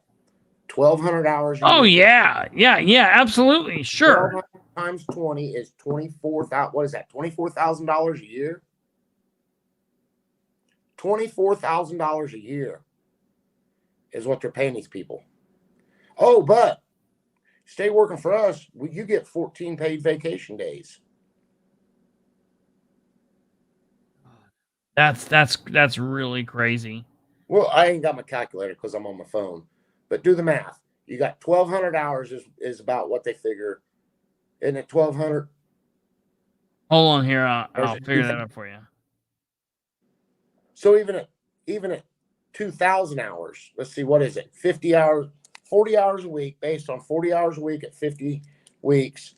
That's 2,000 hours. So at 2,000 hours a year, they make $20 an hour. They make $40,000 before taxes. Right. $40,000 does not. That's crazy. At Yeah. $40,000 a year, that does not cover enough money being paid in that you're making to pay in enough taxes to draw workman's comp, or not workman's comp, unemployment. Yeah, unemployment. You got to make $48,000 a year, $43,000 or $48,000 a year to draw the max unemployment if you get laid off. Yeah, right. So that's well below poverty level. Well, look, I'll be That's honest. correct, Joey. You know, someone was on here and said, well, people don't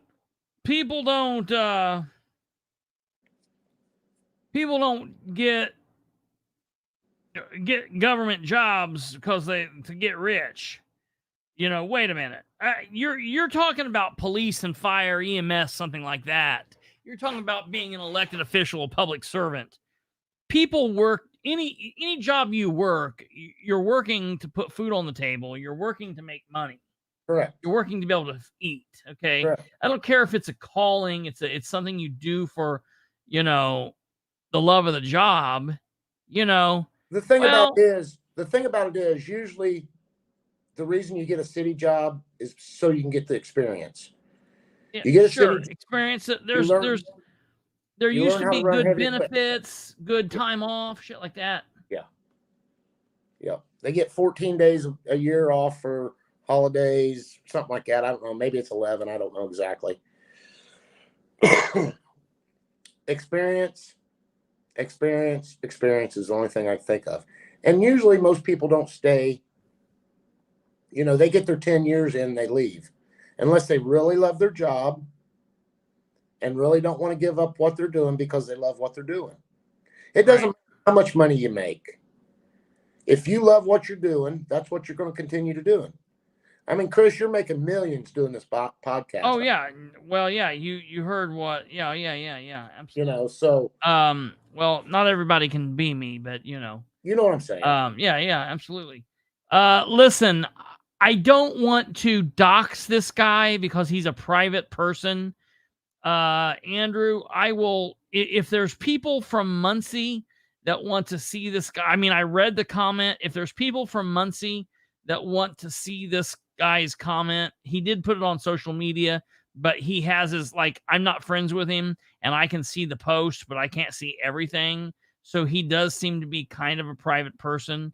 I mean, I read the comment and stuff. I will send it to you, Andrew, since I know, obviously you're from Muncie. If there are other people from Muncie, and I'm not trying to be a dick to all of you guys out there that aren't from Muncie, but I'm not trying to dox this person. Right. I told you the most part of what he said, what the shit is there. I mean, I'll send anybody from Muncie the stuff. Send it to Charlize because I told her I'd send it to her. Okay. You understand that. Hey, you know what? Look at just like Steve Jobs and the black sweater, man. This is my uniform. This is my corruption beating uniform. Yep.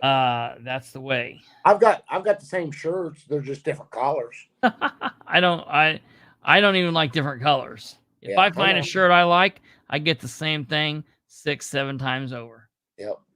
Wait. I used to do that with my boots. Then I don't have to worry about it. Yep. I just know I get up and I got it going on. Yep. So okay, we can get ready to wrap this up. I before we go, Andrew wanted to ask something real quick. I wanted to talk just briefly about the housing ordinances, the zoning ordinances. What was your thought about what they were doing and saying there with that guy? Well, the first one, the gentleman wanted to put a two houses on one property. Yeah. And the only reason they usually give a exemption for that is if you got a sick parent, in-law, something like that. You know what I'm saying? Yeah. So, I understand that. The guys want to turn them into rentals. Yeah. Those were ordinances, so that they introduced it. So they're going to get with Audie has a butterfly.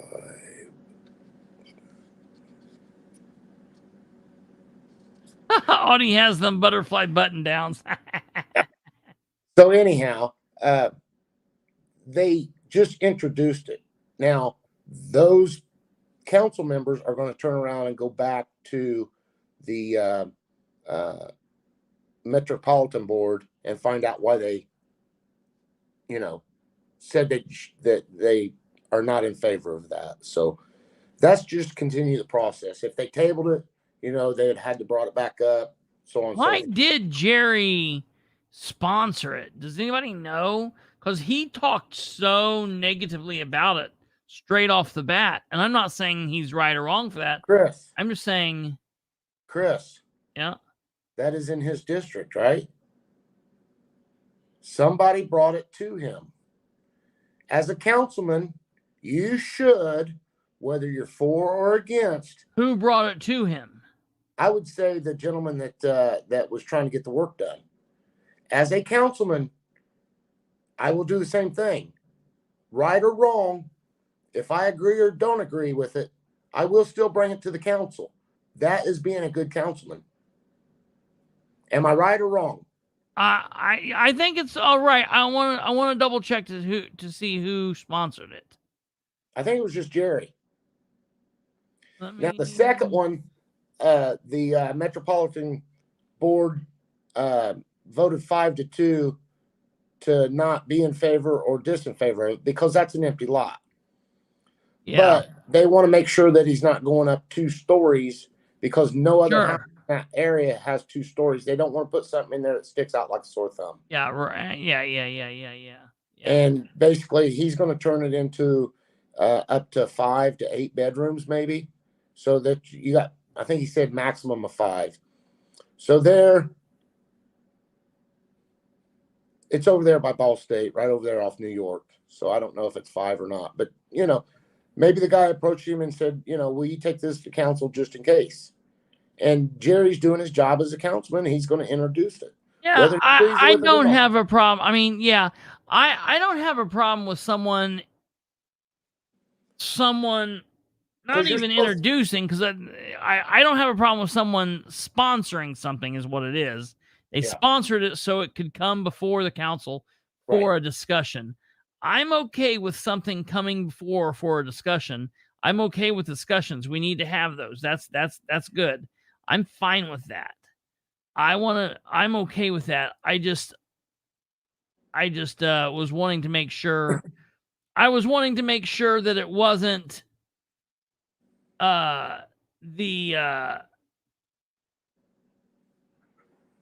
someone from the administration. Right. It was Jerry that sent him out. No, I know it was Jared. That's what I'm saying. I want to know I wanted to know that it wasn't someone from the administration that. What was it? It was ordinance. Was it ordinance? Which one was the one in question? 16 or 17? Both. Yeah, but which one was the big one? 16. 16. All right, I'm here. And going back to the second one, Yeah. they don't want the building to be, look different than the rest of them in the neighborhood. And here's the problem. He said 5 bedrooms. No more than 5 bedrooms. Do people not realize that those are just rental properties for Ball State students? Because you're going to have 5 bedrooms. You're going to have 1 bathroom, 1 kitchen, and 1 living quarters, or 1 living room area to watch TV. The rest of the house is going to be bedrooms. Yeah. So he wanted affordable living, $800 a month for a Ball State student, times 5. That's $4,000 a month that he'll get out of that house. Yeah. Okay. And they do those in Ball State. Yeah. They rent you a bedroom. Yeah, exactly. That's correct, Troy. 16 has property already on it. He wanted to I put see another it. house. He wanted to put another house on the back side of it. Yeah, I see it.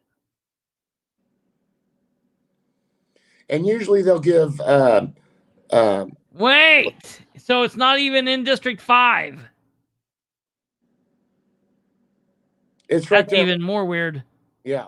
I don't know why Jerry sponsored it, but Jerry's on the Metropolitan Yeah, Committee, I mean, so look, I don't have a problem Maybe with him the council- sponsoring it.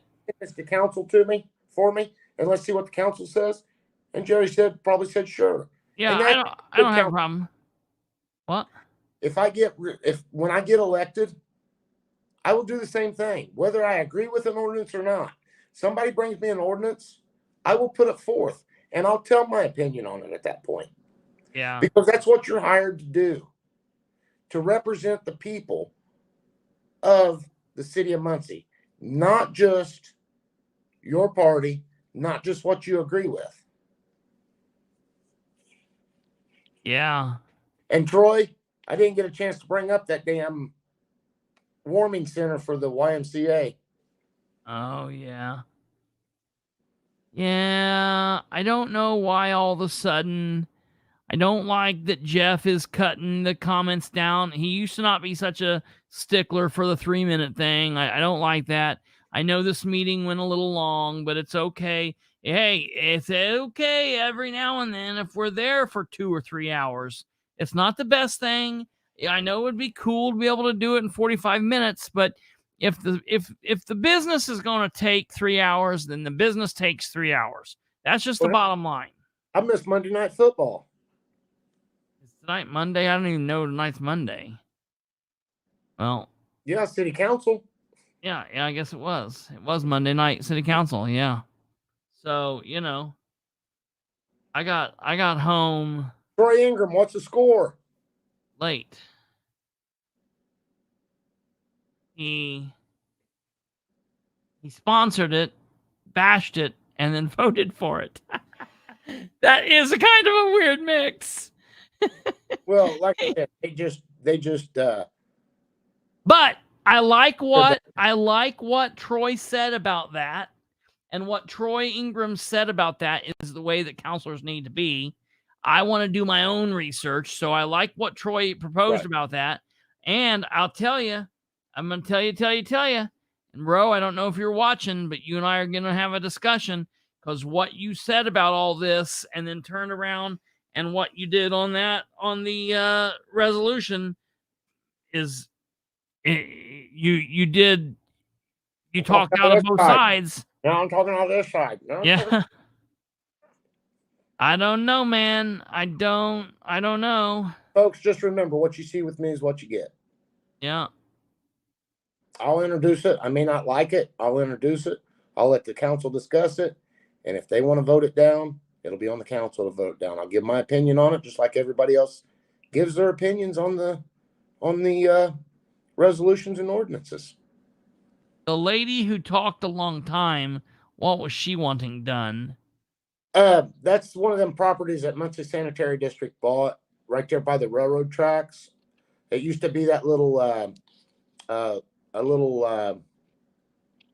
sex store or something at one time. Oh, yes. You know what I'm talking about, Chris? Yeah.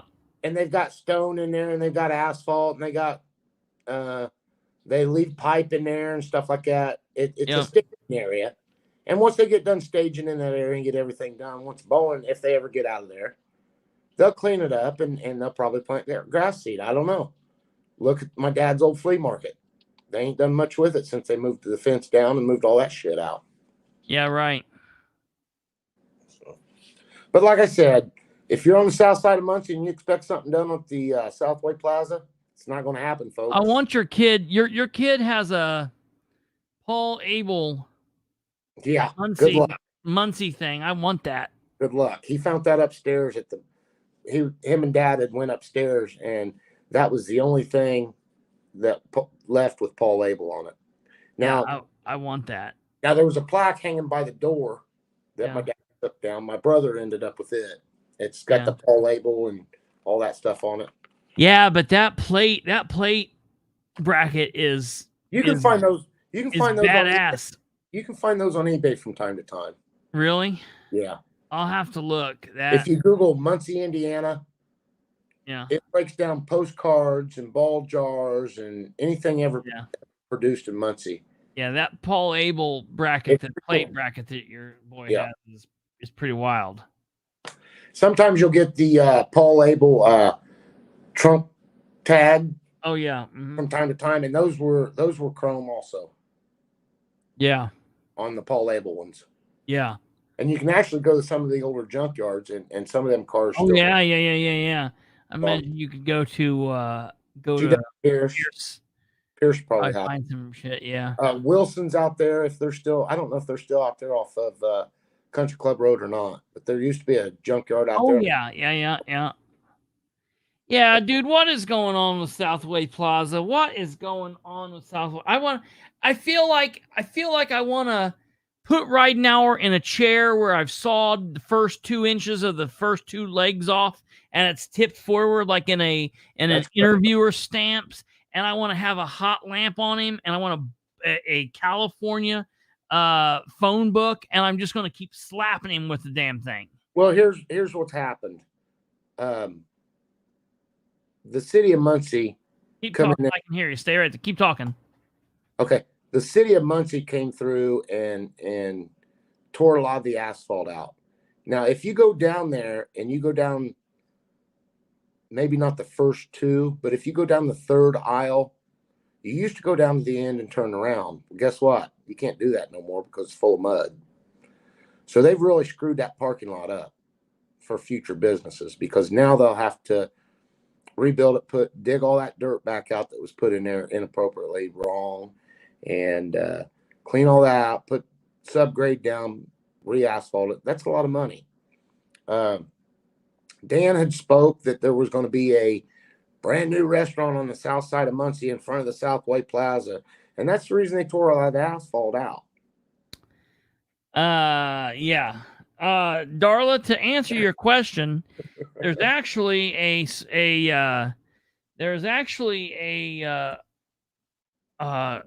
something I'm running right now. It's a giveaway right now. And if we give me a few seconds, I'm getting ready.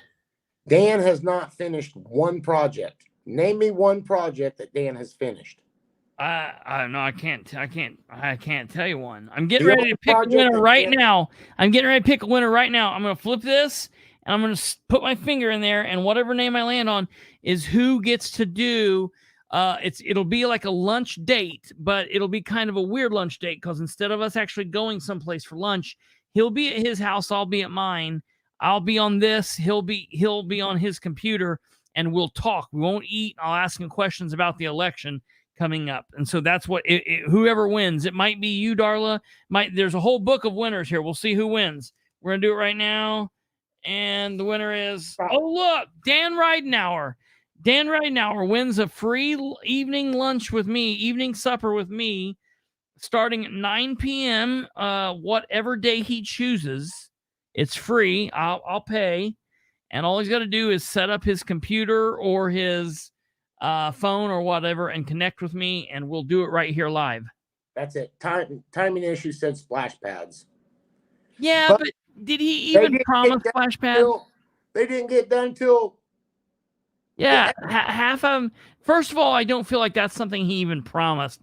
I just feel like that's something he was like, what kind of stupid ass thing can we do that could make these people feel like they're getting something, but we're not really giving them anything, and we could put in like the four corners of Muncie to get people to shut up. And someone's like, I don't know, splash pads. When I think of a splash pad, I think of like Daleville. Daleville is a splash pad. That is a place that is a destination. What? Rushville's got a nice splash pad. Rushville's got a nice splash pad and shit like that. These things that, like, don't get me wrong, what these things are going on in these neighborhoods are cool for people to go down and get cool or whatever. But for the love of God, I mean, that's literally going to be this man's legacy. Splash pads. Yeah. And it's going to cost who knows how many thousands of dollars a year in water that's not recycled. Splash and sanitary pads. You know, that dumps right into the to the sewer. It's water that's splashed in once and it's gone. Hoping the plumbing is better than the firehouse has. God. Too soon, timing issues. If they turn that out, you jumped it too soon. If they turn that out to bid, I could put a valve in there, and that would stop that sewage from back in there. All you have to do is turn it out to bid like you're supposed to. Oh God, Stumblefoot, you still have naked women drawn on the side of things there. Mud pies for everybody at Thomas Park. And naked woman drawings.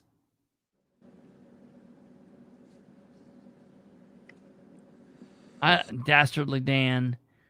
I will let you know we are a little bit closer to having our interview with Dark Dan. Dark Dan, yes. Come on, yeah. Dark. I am going to be doing an interview with Dark Dan. You need to get him one of them things that he puts on here and it goes like this. And no, it's going to be real live. Dark Dan is going to be interviewing with me. Is he going to have a Darth Vader mask on and you can't? No, it's just going to be Dark Dan. I don't know. It's going to be great. We're gonna have to see what goes on, but it's gonna be happening. Also tonight, I had to reschedule. I had a candidate scheduled for tonight, but it was a candidate from Anderson.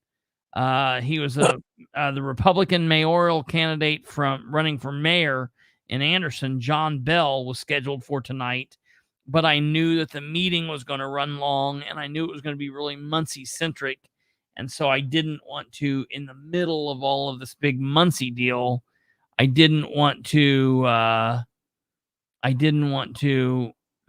do Anderson Republican running for mayor. That wouldn't have made any sense. So we actually scheduled him. If you're interested in that, if you're from Anderson, Madison County, and you know people that are, we are going to be talking with John Bell, Republican mayor candidate of Anderson. We're going to be talking to him at 9 p.m. on Thursday. I'll let you do your outro and yeah. Show, what about whatever. it? I'm gonna get up here. I'm gonna get ready to go to bed. All right. Yep. I gotta get up pretty early in the morning. Yep. So you got anything else to say? Nope. Anybody else gonna have any questions for me real quick? Nope. Troy, when am I gonna doing Dark Dan? I'm gonna try to see if I can make it sometime next week. Have it on soon, Kate said. So that'll be sometime. Yeah. We'll have him very soon. What? Oh yeah, it'll be great. It'll be a good one. All right. Well, Audie, thank you very much for coming on. All right. If anybody needs me, give me a call, 744-0013. I get calls all day long. Got 6 or 8 today about this whole situation, everything involved. So get a hold of me. I'll see what I can do for you. And just remember, get out and vote. Vote. I would appreciate. If you call Audie, it's like inviting a vampire into your house. If you call him, he can call you and contact you for the rest of your life. So know what you're doing.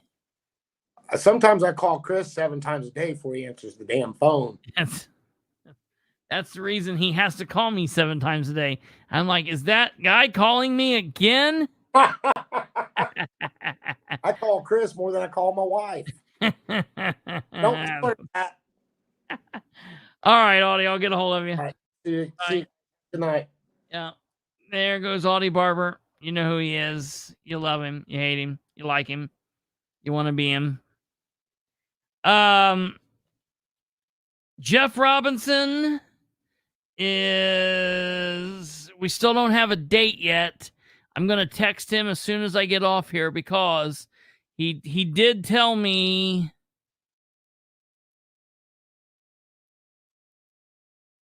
on Friday, last Friday, he did state that he was interviewing. I am still waiting to hear back on some of the Republicans. I'm waiting to hear back on Sarah Gullion. I'm kind of disappointed.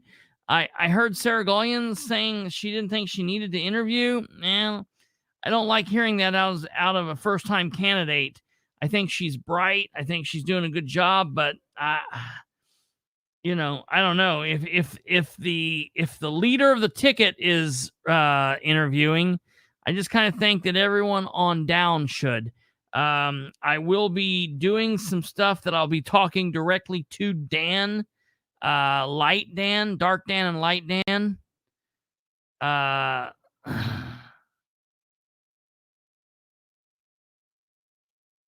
What is it?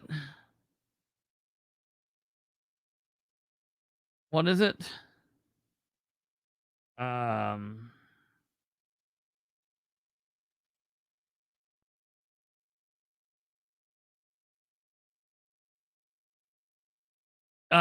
Dark Dan and Light Dan taste great, less filling. Is Light Dan, I think. So Jeff said he was waiting for an opportunity to interview. Jay said he was waiting for the opportunity. Well, what he said, I am stupid. That is definitely true. Stupid is as stupid does.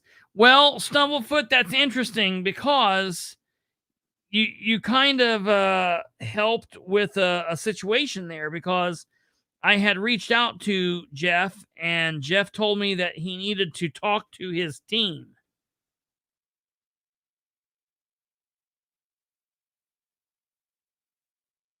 Oh, God.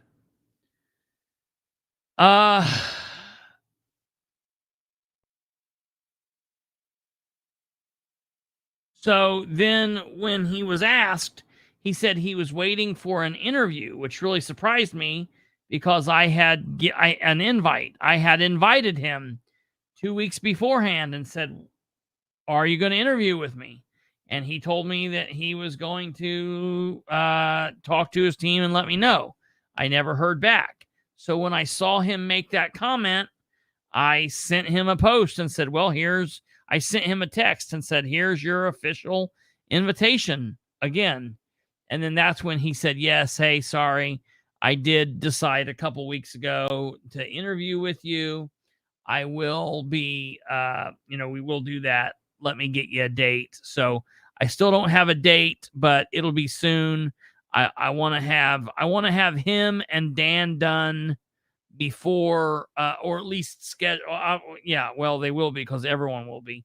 I'd like to have him and Dan done before early voting starts if they're both going to do it. So it will be soon. All right, ladies and gentlemen, that is it. Hey, listen, for the postscript tonight, I just got to say, I hate guilt tripping politics. That doesn't work for me. That does not work for me.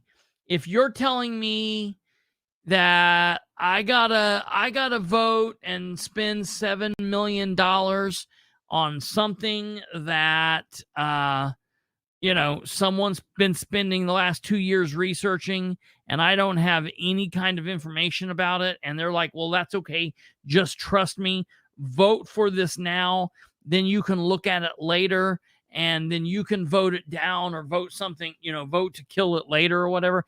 That don't flow with me. We see how hard it is to get them to rescind anything or to go against anything. So it's always better to get all of the information up front and be honest about it. What Troy Ingram's approach was tonight was perfect. I think it was the best way. All counselors need to approach things the way that he does. We would be so much better off if we had 7 or 8 more councilmen and councilwomen that were of the same kind of thought process that Jeff is, or that Troy is, excuse me, but it is what it is. So it's not, and we got to fight it. But when I get people up there telling me that, they're going to be disappointed if you don't do this. I know you don't love me if you don't give me a toy. I'm sorry. That's never gonna do it for me. And I'm going to have to, that's just not going to do it for me. And so, I hope people keep that in mind. And the other thing is, man, Dan didn't come to the meeting again tonight. I mean, if I didn't know better, I'd say he was in Montana with Lisa. Like, you got to start coming to the meetings, dude. Why? He's literally this is like the 6th meeting he has hid out from. That's ridiculous. He's a coward. Light Dan. That's just his name, Light Dan. Light Dan. He's a coward. Light Dan is a coward. All right, ladies and gentlemen, that's it. Please like, share, subscribe. You know what to do. Hey, let's help blow this channel up. We have a lot to say to a lot of people. We want to get into a lot of ear holes and a lot of eye sockets. We want to spread our message throughout the world. We have some neat, new, interesting things that are going to be coming up now that Brandon is back, and we're going to get to work doing some different things as far as static videos. So be looking for that. And a lot of stuff you're going to have to be subscribed and hit the bell to be notified on, because we're going to be releasing other content just at various points during the day. Obviously, these lives will always be here in the evenings, Sunday through Thursday, Saturday, Friday. Obviously, if something's going on, we'll be on Friday or Saturday if we need to be. But Sunday through Thursday is our main go. at 9 p.m. Eastern. But you always want to hit that bell so you can stay up to date when we release other information like shorts and whatnot.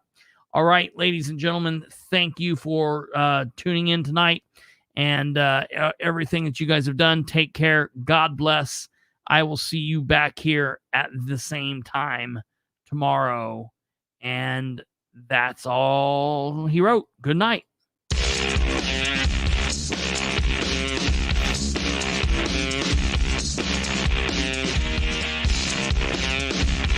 And